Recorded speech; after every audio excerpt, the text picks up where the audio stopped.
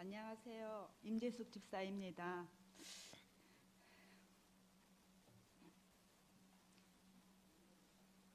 먼저 귀한 시간에 이 자리에 서게 하신 하나님께 감사와 영광 올려드립니다. 저는 20년 전에 우일제일교회 마당에 첫 발을 내딛었습니다. 아이 셋을 데리고 무작정 우일제일 마당에 들어서는 순간부터 눈물이 쏟아지기 시작했고, 성전에 들어가서도 한참 동안 눈물이 멈추지 않았습니다.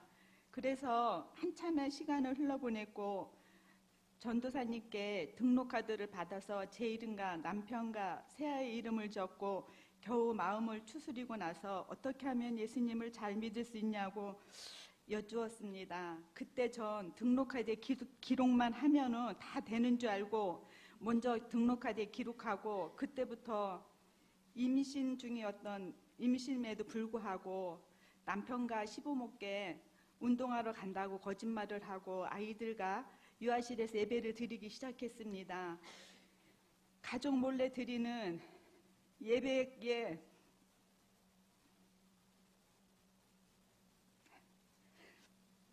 온전한 주일 성수는 할 수 없었고 모든 공예배도 참여할 수 없었지만, 예배를 사모하는 마음과 신령과 진정으로 예배 드리는 것을 갈망하였습니다. 여전히 저는 성전에 들었으면 눈물이 나기가 일쑤고 찬양을 들으면 또 감동의 눈물이 납니다. 힘들게 하는 교회 생활이기에 교회에서 사역하고 봉사하는 집사님과 권사님들을 보면 부러웠고 아름다워 보였습니다. 그리고 마음만큼 온전히 드릴 수 없는 예배였기에 항상 예배와 말씀이 갈급했고 사모하는 마음이 컸습니다. 그러던 중 김성은 목사님께서 행복 아카데미를 권유하셨습니다. 하고 싶어서 대답은 했지만 잘 해낼 수 있을까 하는 두려움과 중요한 관문인 남편의 허락이었습니다. 남편한테 2년 가정의 행복 아카데미를 공부하고 싶다고 했더니 하고 싶으면 하라고 해서 힐링 캠프를 시작으로 행복 아카데미가 시작하게 되었습니다. 오전 9시부터 10시까지 진행되는 힐링 캠프기에 저는 넘치는 감사와 감격으로 흐르는 눈물을 주체할 수 없었습니다. 나와 함께 하시는 주님,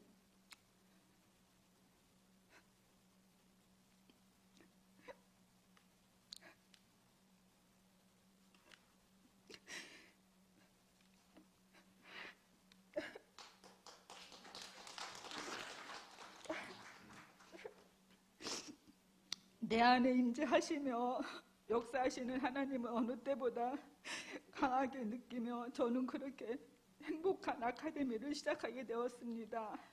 구원의 확신의 삶과 회복의 삶을 통하여서 강팍했던 남편의 마음을 부드러워져 갔고, 그렇게 제 삶의 역사하는 하나님을 체험하게 되었습니다. 사실 저는 행복 아카데미를 하기 전 유방암을 앓았습니다. 유방암이란 얘기를 들었을 때 남편이 예수님만 믿으면 그것만으로 감사했었습니다. 하나님, 제 마음 아시죠?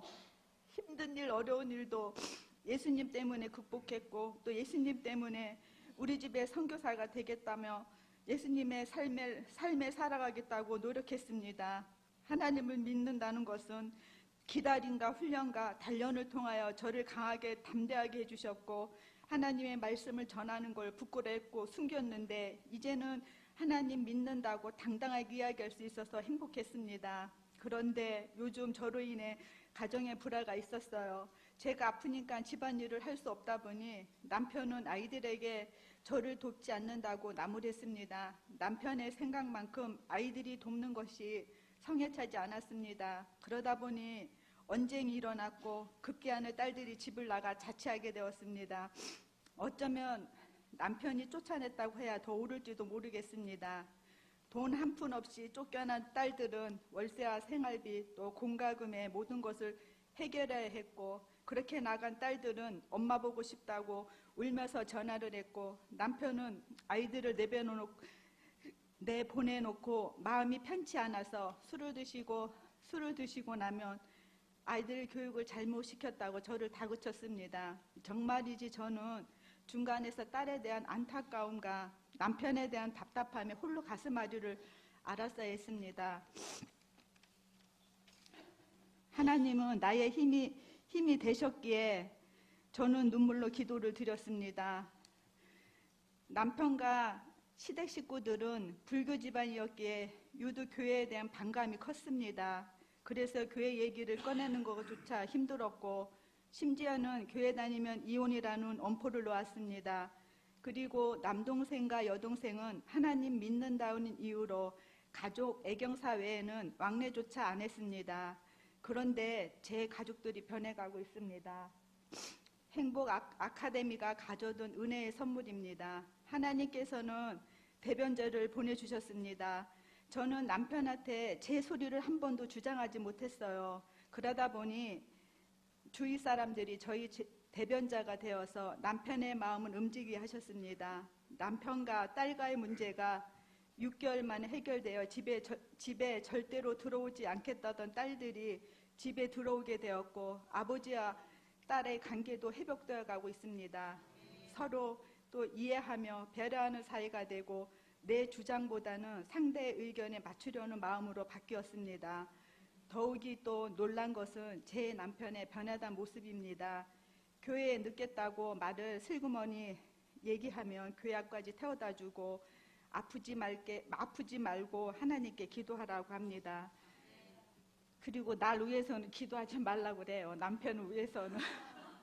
난 언제 믿을지 모르니까 아직까지는 믿을 때가 안 됐다 하면서 자기를 위해서는 기도하지 말라고 그래요. 심지어는 할 수 있다면 지내온 삶도 되돌려 다시 살아보고 싶다고 말하고, 이제는 너를 위해 살겠노라고 하면서 너가 원하는 거, 좋아하는 것 해주며 남은 인생을 저를 위해 살겠다고 합니다. 저는 지금 너무나 행복하고 감사하며 남편과 사역하는 꿈을 꿉니다. 이 모든 것이 하나님의 역사하심과 인도하심입니다.